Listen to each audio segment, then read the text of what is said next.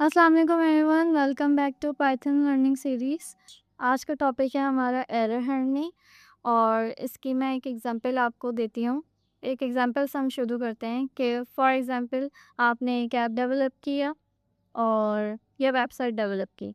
अब उसको जो है वो यूज़र ने यूज़ करना है। जब उसने यूज़ किया तो उसके पास एक एरर आ गया। आपने भी देखा होगा एक एरर आता है 404 का एरर या इस तरह का एरर जो उसको समझ नहीं आ रहा कि अब उसने क्या करना है। तो वो कन्फ्यूज़ हो गया और आपका जो ऐप है वो क्रैश हो गया है। तो इस चीज़ को हैंडल करने के लिए जो है हम यूज़ करते हैं एरर हैंडलिंग कि जब हमारा प्रोग्राम क्रैश हो जाए या हमारी वेबसाइट या ऐप क्रैश हो जाए तो हम जो है वो एरर हैंडलिंग की मदद से उसको ठीक कर सकें। ये वाला जो इशू है जो वो फेस कर रहा होता है यूज़र, उसको समझ नहीं आ रहा होता कि वो कैसे इसको हैंडल करे कि हमारी वेबसाइट कहना क्या चाह रही है या उसके पास एरर किस चीज़ पे आया है, किस वजह से आया है। उसको हैंडल करने के लिए हम एरर हैंडलिंग यूज़ करते हैं। एक और एग्जांपल ले लेते हैं कि जैसे आप एक वेबसाइट लॉगिन कर रहे हैं। अब आपने अपना यूज़र नेम डाला, अपना पासवर्ड डाला। अब जब आप पासवर्ड गलत डालते हैं या यूज़र नेम गलत डालते हैं तो वो वेबसाइट आपको बताती है कि आपने जो है वो पासवर्ड गलत डाला है या आपका यूज़र नेम गलत है, आप प्लीज़ वापस ट्राई करें।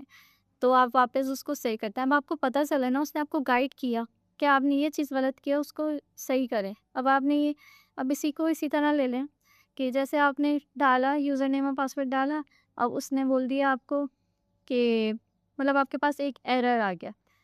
वही जो एरर आता है एक हमारे पास 404 का एरर आ गया, उसने बोल दिया पेज नॉट फाउंड। तो आपकी वेबसाइट जो है वो क्रैश हो गई। अब आप देख रहे हैं उसको कि भाई इसमें ऐसा मसला क्या हुआ? मैंने ऐसा क्या किया कि ये क्रैश हो गई? तो ये चीज़ जो है वो बैड प्रैक्टिस है। मतलब कि जो अच्छी चीज़ है इसको हैंडल करने के लिए आप इस मिस्टेक को ओवरकम करने के लिए क्या यूज़ करते हैं? एरर हैंडलिंग यूज़ करते हैं। तो चलिए अब हम इसको और अच्छे तरीके से समझते हैं। तो अब आपने देखा कि ये एक एरर आ गया है मेरे पास। देखिए यहाँ पे आप जैसे देख सकते हैं कि 404 का मेरे पास एरर आ गया है। ना इसने मुझे ये बताया कि मैंने क्या किया ऐसा, ना इसने मुझे गाइड किया, ना इसने मुझे हेल्प के लिए कोई हेल्पलाइन दी है या सपोर्ट कुछ भी नहीं दिया, बस उसने मुझे एरर दे दिया है। इसका मतलब क्या हुआ? इसका मतलब ये हुआ कि मेरा जो वेबसाइट है, जो मैं यूज़ कर रही थी, वो क्रैश हो चुकी है। तो अब मैं क्या करूँगी? अब तो ज़ाहिर है मुझे कन्फ्यूज़ लग रहा है, मैं दूसरी वेबसाइट यूज़ करूँगी, कुछ और यूज़ करूँगी, वो तो यूज़ नहीं करूँगी क्योंकि मुझे समझ ही नहीं आ रहा। तो ये हमारा एक हो गया ड्रॉबैक वेबसाइट का कि यूज़र जो है वो हमारे इस एरर की वजह से वापस चला गया। तो इसको हम फिक्स करेंगे। अब जैसे एक्सेप्शन क्या होती है कि अगर हमारा वो कुछ गलत लिख दे तो उसको गाइड करें। जैसे डिस्कॉर्ड अगर मैं ओपन करूँ, मैंने यहाँ पे लिखा डिस्कॉर्ड, ठीक है। तो ये मेरे पास एक पूरी वेबसाइट आ गई है इसकी, सही है? वेबसाइट ओपन हो गई मेरे पास, ठीक है। अब अगर मैं यहाँ पे एक ऐसा पेज लिख दूँ जो कि डिस्कॉर्ड में है ही नहीं, तो चलिए मैं अपना नाम लिख देती हूँ। ये नहीं होगा इनके पास। मैंने सर्च किया, हाँ उसने मुझे देखें एरर दिया है, मगर उसने इस तरह का कोई एरर नहीं दिया। ये कोई एरर नहीं दिया उसने, 404 एरर है। वो बता रहा है कि आपने कुछ गलत किया है। ये देखिए यहाँ पे उसको बता रहा है रॉन्ग टर्न, और उसने आपके लिए जो चीज़ लिखी हुई है पूरी एक डिस्क्रिप्शन, और आपको जो है वो डिस्कॉर्ड सपोर्ट लिंक भी दिया हुआ है और बाकी सारी चीज़ें भी दी हुई हैं। तो ये जो है वो एक अच्छा तरीका है अपनी वेबसाइट में यूज़र को गाइड करने का कि उसको पता चले कि उसने जो है वो एक गलत स्टेप लिया है। तो आप उसको करेक्ट कैसे करेंगे, वो आपको गाइड कर रहा है, ठीक है। तो इसने जो है वो एक्सेप्शन लगाई है। तो उसने क्या किया, उसने एक एक्सेप्शन लगा दिया है यहाँ पे कि अगर जो है वो यूज़र भटक जाए या उसको समझ ना आ रहा हो कि उसने क्या गलत कर दिया है। अगर कोई यूज़र मतलब ऐसी चीज़ कोई कर दे जो उनके ऐप में है ही नहीं या वेबसाइट में है ही नहीं, तो वो उनको इस तरह गाइड करे एज़ एक्सेप्शन। वो जो है वो ये शो करेगा और उसको बताएगा कि भई आपने जो है वो ये टर्न गलत लिया, आप इसको जो है वो ठीक कर, ठीक है? तो ये हम कैसे करेंगे? ये हम कोड के थ्रू करेंगे, सही है? और इसीलिए जो है हम एरर हैंडलिंग यूज़ करते हैं। अच्छा, मैंने यहाँ पे लिखा नाउ क्योंकि मैंने यूज़र से इनपुट जो है वो इंटीजर में लेना है, इसलिए मैंने इंटीजर लिखा है।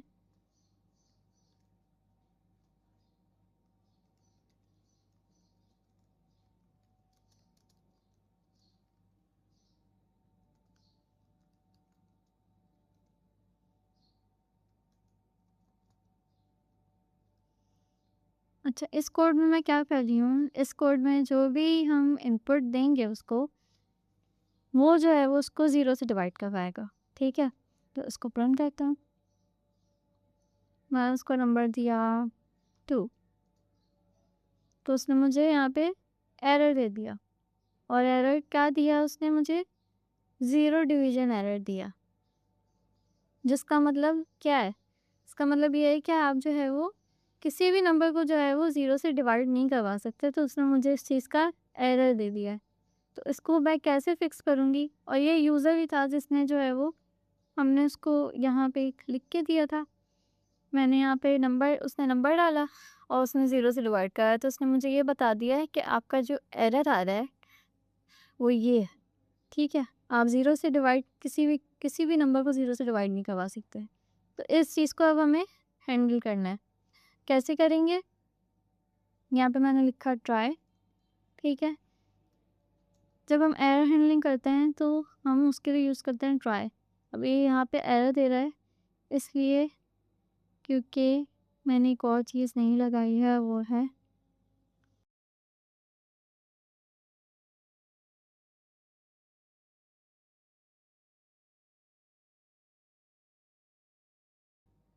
तो हम ट्राई एंड कैच का जो है वो मेथड यूज़ करेंगे। एरर हैंडलिंग के लिए ट्राई एंड कैच का मेथड यूज़ होता है। सही है? तो ये एरर चला गया।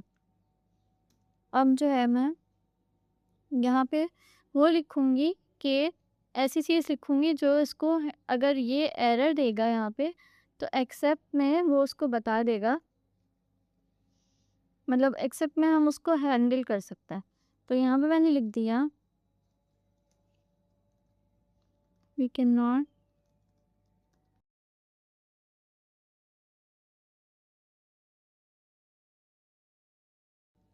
सही है, ये मैंने एक्सेप्शन लिख दिया है और अब मैं इसको प्रिंट करती हूँ। मैंने क्या किया, मैंने लिख दिया 3, तो उसने मुझे अब एरर शो करवाने की जगह जो है उसने क्या किया, उसने यहाँ पे ये बता दिया है कि you can't divide any number by 0। मगर एक चीज़ मैंने यहाँ पे नहीं की, मैंने एक्सेप्शन तो लगा दी, मगर मैंने जो है वो इस एरर को जो है बताया नहीं कि किस तरह का एरर है। एरर किस तरह का है ये? 0 डिवीज़न एरर था ना, उसने हमें 0 डिवीज़न एरर दिया था। तो यहाँ पे मैं लिख दूँगी 0 डिवीज़न एरर। तो अगर इस तरह का कोई एरर आएगा तो हमें वो ये एक्सेप्शन शो करेगा। ओके? इसी तरह की हम एक दो और एग्ज़ाम्पल करते हैं। जैसे कि उसको मैं ठीक कर देती हूँ। मैं इसको कर देती हूँ हाँ, सही करके भी हम यूज़ करते हैं इसको। तो मैंने यहाँ पे किया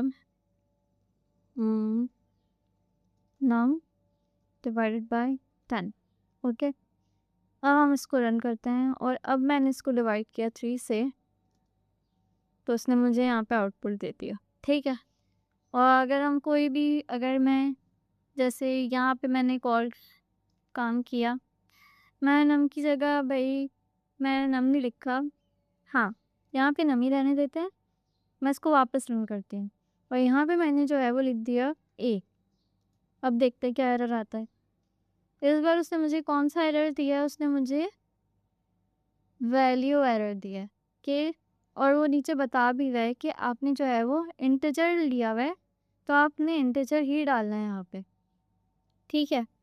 यहाँ पे वो बता भी रही है, इसने यहाँ पे बताया हुआ है कि इनवैलिड लिटरल फॉर इंट, मतलब कि आपने यहाँ पे इंट लिया हुआ है तो आपको नंबर ही देना है, इंटीजर देना है। यहाँ पे मैंने जो है वो स्ट्रिंग यूज़ की है या करेक्टर यूज़ किया है, तो इसलिए उसने मुझे यहाँ पे वैल्यू एरर दे दी है। तो इसकी भी एक्सेप्शन लगा देते हैं, ठीक है। जो जो एरर्स हमारे पास आ रहे हैं उनको हम इसी तरह हैंडल करते हैं।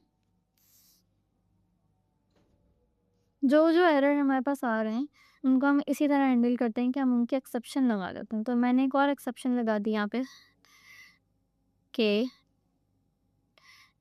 वैल्यू एरर की एक्सेप्शन लगा दी मैंने, ठीक है? अब अगर हमारा वैल्यू एरर आएगा, तो वो ये शो करवाएगा।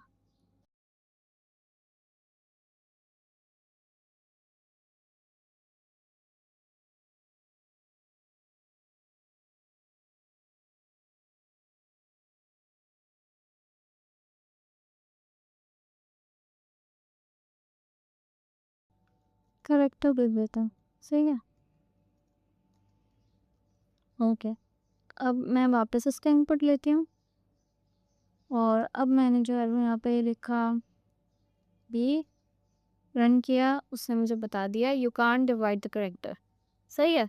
तो देखें कितना अब ये यूज़र को समझ आ रहा है ना कि उसने क्या किया है।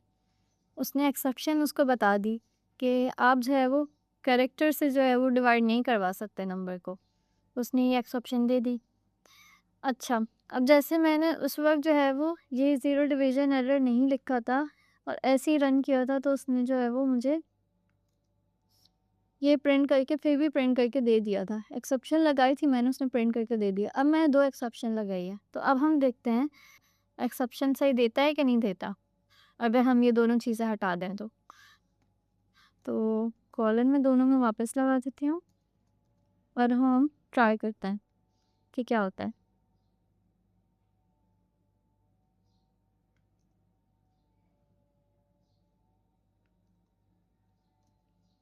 यहीं पे एरर दे रहा है वो मुझे। हाँ, देखें यहाँ पे उसने मुझे एरर दिया है, only one catch all except clause allowed.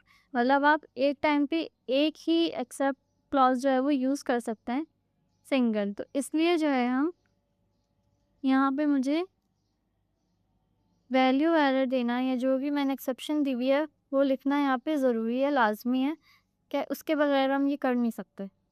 अब जितनी भी मैं एक्सेप्शन लाऊँगी सब में एरर आएगा, इसलिए क्योंकि हमने मल्टीपल एक्सेप्शन एरर्स जो है वो हैंडल करने हैं, तो उसके लिए मुझे उसको बताना ज़रूरी है कि ये एरर हम ये वाला एरर हम किस तरह हैंडल कर रहे हैं और इसका नाम, इसकी टाइप क्या है, ये सब बताना ज़रूरी है।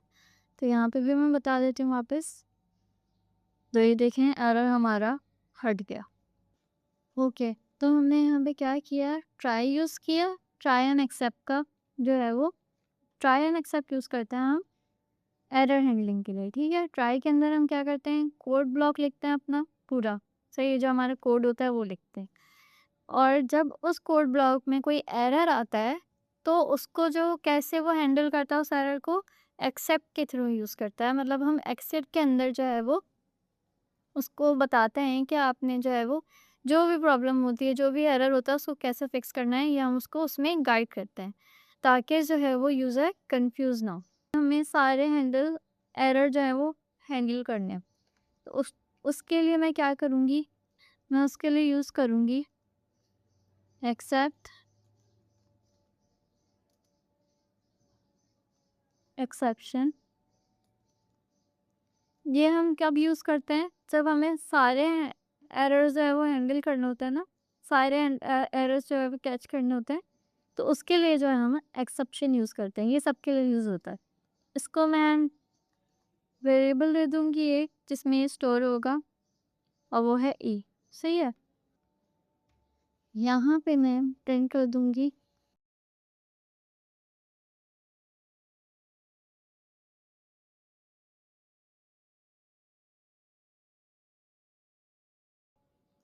या ये लिख देते हैं यूज़ अवर हेल्पलाइन।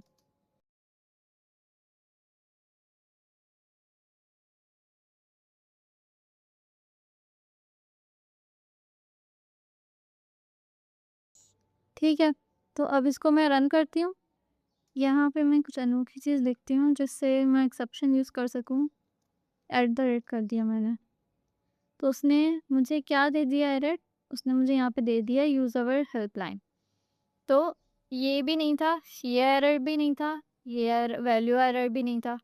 कौन-सा एरर था? एक्सेप्शन एरर उसने यूज़ किया है इसमें हैंडल करने के लिए इस एरर को जो मैंने एट द रेट दिया, तो उसने बोला यूज़ अवर हेल्पलाइन। एक्सेप्शन हम इसीलिए यूज़ करते हैं, जो जब हमें हर तरह का एरर कैच करना होता है तो हम एक्सेप्शन यूज़ करते हैं और उसको एक वेरिएबल में का नाम दे देते हैं, जैसे मैंने यहाँ पे ई दे दिया। सही है। तो अब हम अपनी इंटरेस्टिंग मिनी प्रोजेक्ट की तरफ बढ़ते हैं, जो कि है हमारा एटीएम मशीन। सही है। तो ATM machine real world example दिया मैंने यहाँ पर, जिसके थ्रू आपको और जो है वो क्लियर हो जाएगी ये चीज़। हम एक एटीएम मशीन बना रहे हैं, जहाँ पे हम जो है वो ट्राई एंड कैच का यूज़ करते हुए एरर हैंडल करेंगे। ठीक है। तो उसके लिए मैंने क्या किया, सबसे पहले मैंने ये लिखा यहाँ पर,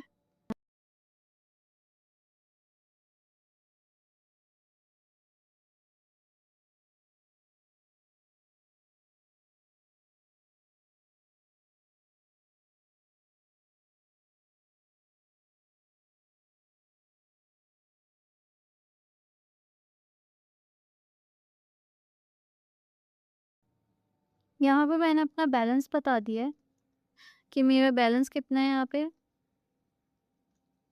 आप जितना मर्ज़ी चाहें यहाँ पे बैलेंस लिख दें।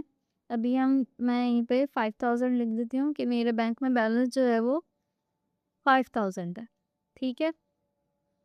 और विथड्रॉ के लिए जब मैं विथड्रॉ करवाने जाऊँगी तो मैं ज़ाहिर है वो मुझसे इनपुट लेगा और फिर इसके बाद ही विथड्रॉल होता है।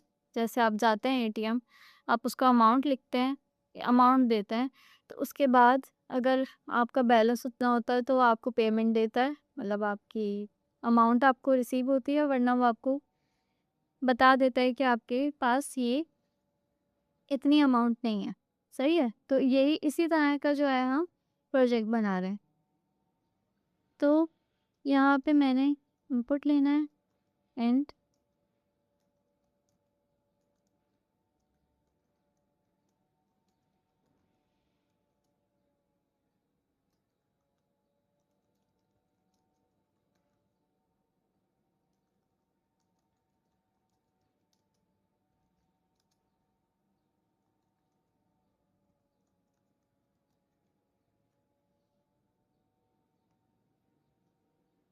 यहाँ पे मैंने उसको क्या बोला कि जो आपने अमाउंट विथड्रॉ करानी है वो यहाँ पे एंटर करें। ठीक है।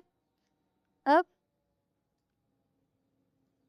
यहाँ पे मैं उसको कंडीशन दूंगी। यहाँ पे मैंने उसको कंडीशन क्या दी, मैंने बोला अगर इफ़, कंडीशन देने के लिए मैंने यहाँ पे यूज़ किया इफ़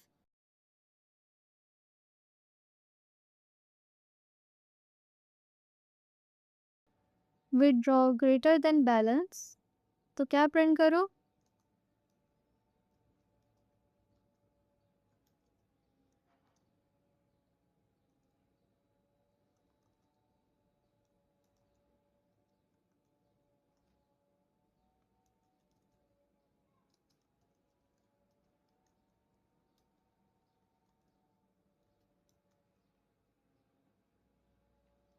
सही है। अगर हमारा विड्रॉल अमाउंट जो है जो मैंने उसको दी है वो ज़्यादा है बैलेंस से, तो इनसफिशिएंट बैलेंस जो है वो आपने प्रिंट करना है। ठीक है। उस यूज़र को शो करवाना है।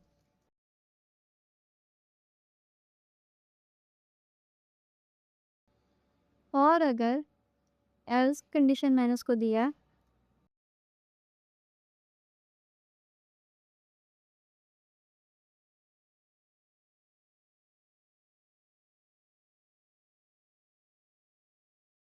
सही है, पहले मैंने उसको दिया है कि अगर विड्रॉल अमाउंट बैलेंस से ज़्यादा है तो आप इनसफिशिएंट बैलेंस दे दें, मगर अगर जो है वो कम है तो ट्रांजैक्शन सक्सेसफुल हो जाएगी। एक्सेप्शन मैं यहाँ पे क्या लगा रही हूँ, एक्सेप्शन मैं यहाँ पे लगा रही हूँ वैल्यू एरर की, कि आपने जो है वो नंबर ही एंटर करना है या कोई सा भी वैल्यू एरर, तो उसमें जो है वो एक्सेप्शन आ जाएगी। ठीक है। वैल्यू एरर की मैंने यहाँ पे एक्सेप्शन दे दी है।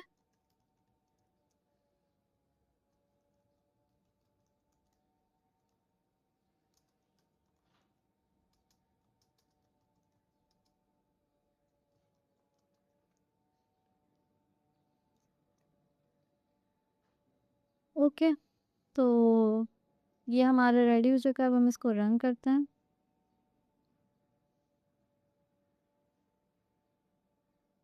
तो यहाँ पे मैं इसको मैंने अमाउंट दी 9000 दे दी। तो उसने मुझे क्या बोला, इनसफिशिएंट बैलेंस। हम वापस रन करते हैं और अब मैंने उसको दी 1000। तो अब हमारी ट्रांज़ैक्शन सक्सेसफुल हो गई। एक और अब हमें एक्सेप्शन भी नोट करनी है कि क्या हमने रन होगा कि नहीं। तो मैंने यहाँ पे लिख दिया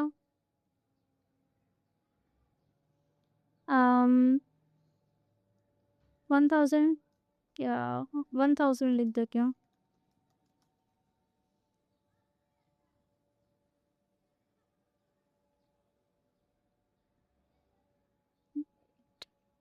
वापस रन करते हैं। लिखा मैंने 1000, ठीक है।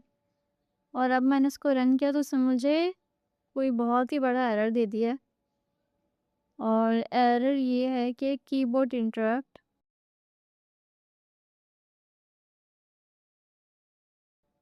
यहाँ पे उसने मुझे पूरा एरर बता दिया, सही है।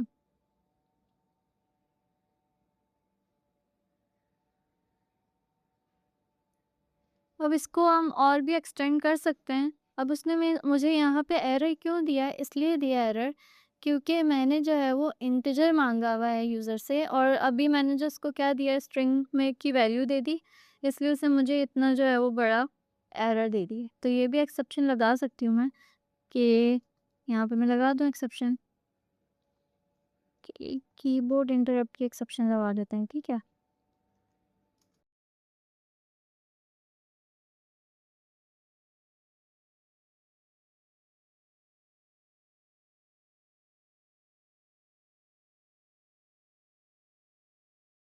कि ये उसको दे दिया। अब मैं इसको रन करती हूँ और अब मैं लिखती हूँ, यहाँ पे मैं लिखती हूँ 1000।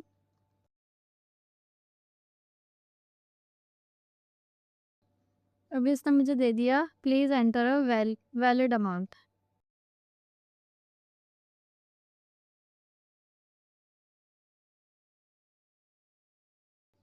तो उसने मुझे क्या एरर दिया, उसने लिखा डू नॉट यूज़ स्ट्रिंग, ठीक है। तो ये जो है वो हमारा एक हमने प्रोजेक्ट बनाया, विथड्रॉल नॉर्मल जो हम अमाउंट विथड्रॉल करते हैं उसका ये प्रोजेक्ट था। तो इस तरह जो है हम अपने एरर्स हैंडल करते हैं। अब देखें, उसको हम गाइड कर रहे हैं यूज़र को कि आपको किस तरह इस एरर को फिक्स करना है। जब हम उसको यूज़र को गाइड करेंगे तो यूज़र को समझ आएगी कि मतलब वो कंफ्यूज नहीं होगा आपकी वेबसाइट यूज़ करते हुए। तो ये एक अच्छा तरीका है अपनी वेबसाइट को बेहतर बनाने का या अपनी ऐप को बेहतर बनाने का। तो इसलिए जो है हम एरर हैंडलिंग यूज़ करते हैं। तो आई होप कि आज की क्लास आपको समझ आई होगी और इससे रिलेटेड आप लोग और असाइनमेंट करें। अब इसमें जो है मैंने काफ़ी चीज़ें रह गई हैं, मैंने इसमें नहीं की इस वाले प्रोजेक्ट में। तो आप इसमें पिन भी एंटर करें। जैसे कि आप, ज़ाहिर है मैंने इसमें पिन एंटर नहीं की है, तो आप इसमें पिन वाला पार्ट एंटर करें। पहले आप अपना कार्ड यूज़ करते हैं, फिर उसके बाद आपको वो पिन डालने को कहता है, फिर वो आप अमाउंट डालते हैं, एंटर करते हैं। उसके बाद जो है वो फिर अगर अमाउंट होती है तो आपको आपकी अमाउंट मिल जाती है, और अगर नहीं होती तो वो आपको एरर दे देता है। इस तरह की और भी चीज़ें आप इसमें ऐड कर सकते हैं या दूसरे तरीके के आप असाइनमेंट्स करें इससे रिलेटेड, ताकि आपका कॉन्सेप्ट और क्लियर हो। तो आई होप कि आपको जो है ये क्लास समझ आई होगी। मिलते हैं इंशाल्लाह नेक्स्ट वीडियो में, तब तक अपना ख्याल रखिएगा। अल्लाह हाफ़िज़।